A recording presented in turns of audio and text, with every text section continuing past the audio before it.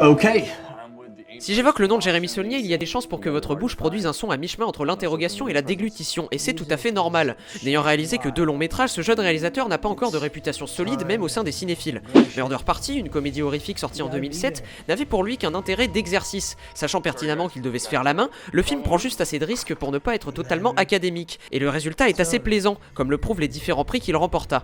Lorsque Blue Ruin sort en 2013, Saulnier prouve alors qu'il est non seulement capable de changer de registre, passant de la comédie horrifique au revenge movie sombre, mais également de mettre en scène avec réalisme et inventivité, ce qui lui vaudra encore une fois d'être remarqué dans pas mal de festivals.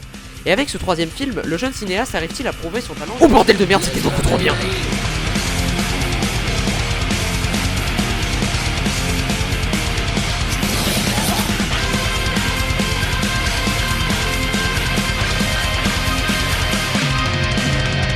Alors, Green Room est un film de Jérémy Saulnier nous narrant l'histoire de The Ain't Right, un groupe de punk rock galérant pour trouver des scènes où jouer, et qui accepte à contre-cœur de donner un concert dans une petite salle paumée dans l'Oregon, occupée par des skinheads pas franchement sympas. Alors que le concert se finit sur une note étrangement positive, le groupe, de retour dans la fameuse Green Room, salle servant d'intermédiaire entre les loges et la scène, assiste soudain à un meurtre orchestré par les gérants du lieu. Ils deviennent alors des témoins gênants à éliminer, ce qui engage une lutte sans merci contre des néo-nazis désireux de mettre fin à cette résistance le plus vite possible. Saulnier aime le réalisme et c'est indéniable. Blue Ruin avait cette particularité de proposer un scénario plutôt revu, mais déconcertant de par l'impression de véracité qui se dégageait des faits qu'il nous exposait. Green Room est également marqué par ce même réalisme, déjà parce que les antagonistes n'aiment pas du tout ce qu'ils font, c'est-à-dire que tuer des gamins de même pas 25 piges, c'est pas forcément l'activité la plus ludique, même pour des skinheads, mais c'est également à travers la violence que l'on ressent ce réalisme. Vous aimez bien les persos?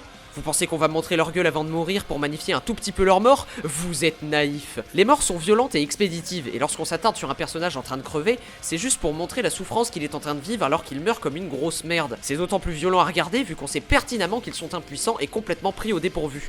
Se dégage alors du film une impression de réalité malsaine qui nous met en tension permanente. Cette tension est d'autant plus palpable grâce aux acteurs tous très bons, voire excellents pour certains. Patrick Stewart, en leader des Skins, nous présente ici une prestation très dérangeante. Alors que l'on sait pertinemment que ce qu'il fait faire à ces hommes est mal, on a également une espèce de sympathie pour cet homme pas si violent que ça. Anton Yelchin, en protagoniste principal et membre du groupe le plus dépassé par les événements, passe de la terreur au courage forcé, tout en nous faisant ressentir une souffrance viscérale. On retiendra également la prestation de Imogen Poots, parfaite dans son rôle de jeune skin désabusé par les événements. Son personnage ralliant les protagonistes par gain de cause me donnait d'ailleurs l'envie de rentrer dans le film et de dire à tout le monde: mais les gars, arrêtez de vous foutre sur la gueule et discutez plutôt, vous êtes pas si différents, bordel de merde.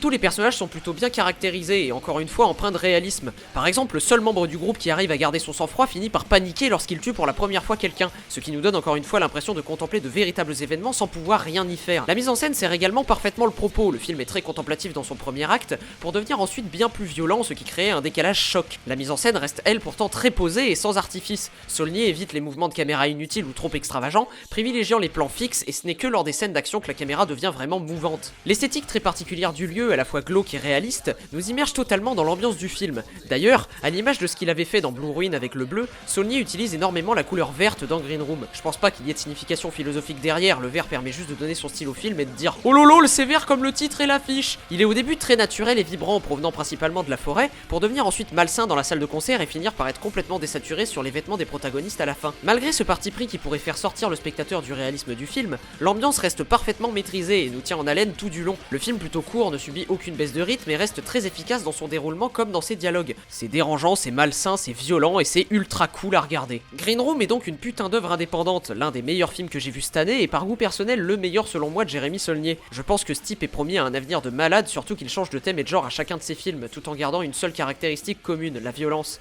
qu'il sait nous montrer d'une façon différente à chaque film. J'attends avec impatience son prochain film et j'espère vous avoir donné envie de vous intéresser à ce mec qui est bien parti pour devenir l'un des meilleurs réals de sa génération.